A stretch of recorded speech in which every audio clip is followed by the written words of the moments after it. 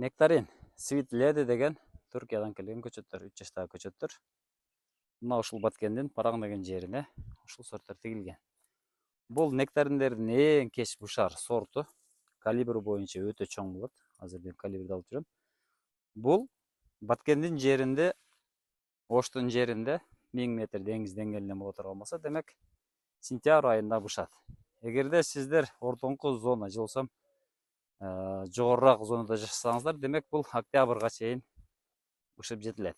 Эгерде мына ушул октябрда бышып жеткирип, бир ай холодильникте сактап, ноябрь, декабрь айларында тойлорго алып чыксаңыздар болот. Столовой сорт болуп эсептелет. Канчалык кеч бышса, ошончолук эчтеке калбай калган учурга алып чыкса болот. Мынакей. 3 жаштагы көчөт. Бутоо формасы чашка, кесеси мал.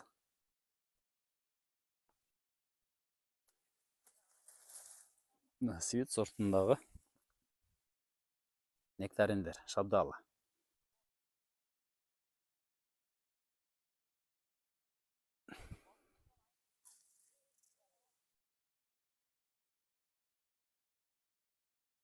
Мына ушул сорттордон да тегип жетиштирсеңиздер болот.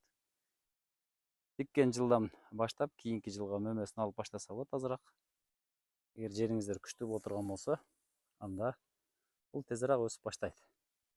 Азыр 0,5 метр, 1 метрге чейин өсүптүр. Муну негизи антип жашыл бутоо кылып чыгыш керек.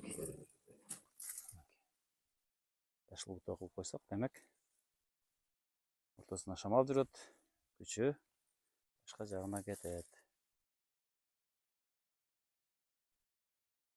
Тынч аман болуңуздар, туугандар.